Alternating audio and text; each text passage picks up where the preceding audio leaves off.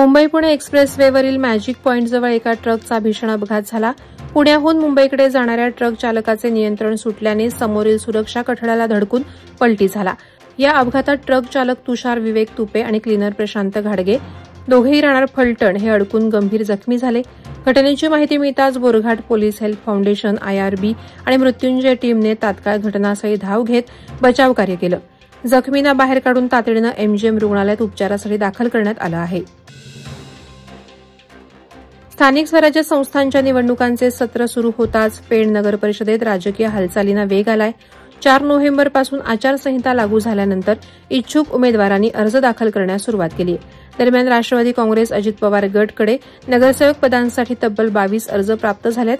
प्रभाग 1 ते 10 मधील अनेक इच्छुकांनी उमेदवारीची मागणी करत पक्षाने सर्व जागांवर लढण्याचा संकेत दिलाय। जागा वाटपावरून नाराजी निर्माण झाल्याने महायुतीतील भाजप आणि राष्ट्रवादीमध्ये तणाव दिसून येत आहे। या पार्श्वभूमीवर दोन्ही पक्ष एकत्र लढणार की स्वतंत्र याकडे राजकीय वर्तुळाचं लक्ष लागलं आहे। महाड MIDCत कार्यरत तुषार पवार हे रात्रपाळी संपवून घरी जात असताना पोलादपूर तालुक्यातील पार्ले गावाजवळ दुचाकीचा भीषण अपघात झाला। श्रीदेव ढाबा परिसरात झालेल्या या अपघातात ते गंभीर जखमी झाले असून त्यांना पनवेल येथे हलवण्यात आले। या परिसरात नेहमीच ट्रकची गर्दी असल्याने अपघाताचा धोका वाढतो अशी ग्रामस्थांची माहिती आहे। महाड MIDCतील कामगारांसाठी बस सेवा सुरू करण्याची मागणी वारंवार केली जाते, मात्र प्रशासनाकडून दुर्लक्ष होत असल्याने कामगारांमध्ये संताप व्यक्त केला जातोय।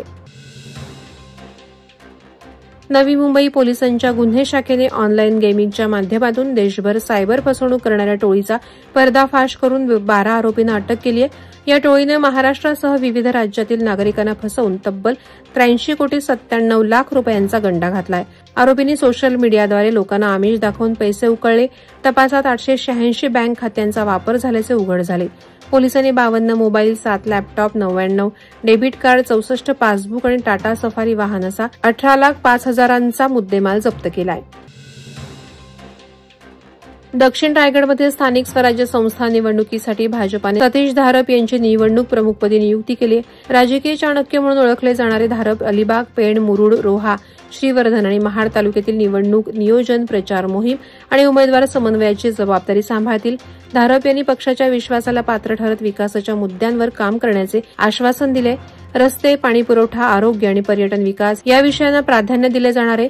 राजकीय विश्लेषकांच्या मते त्यांच्या नेतृत्वामुळे भाजप दक्षिण रायगडात अधिक बळकट होण्याची शक्यता आहे।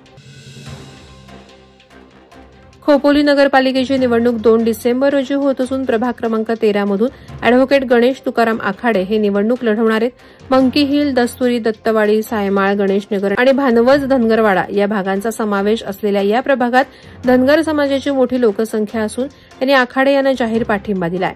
गेली 40 वर्ष नगरपालिकेत धनगर समाजाचा प्रतिनिधी नसल्याने समाज विकासापासून वंचित राहिलाय।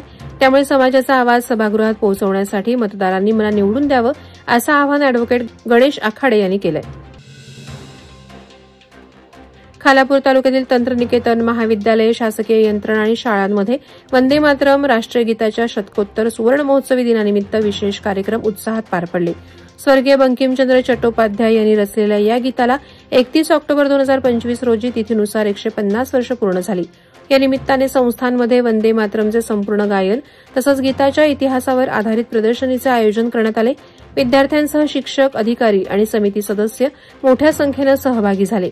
या उपक्रमातून राष्ट्रगीताचा इतिहास जाणून घेण्याची प्रेरणा विद्यार्थ्यांना मिळाली।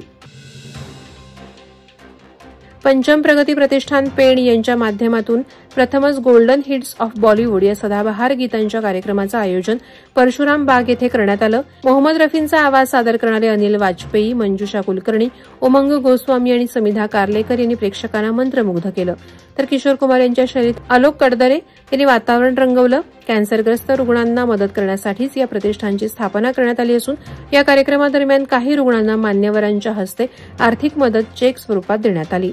वादळवारा लाईव्हसाठी न्यूज ब्युरो, रायगड। नवी मुंबई व रायगड जिल्ह्यातील ताज्या बातम्या आणि घडामोडींसाठी सबस्क्राईब करा वादळवारा लाईव्ह चॅनल आणि दाबा बेल आयकॉन।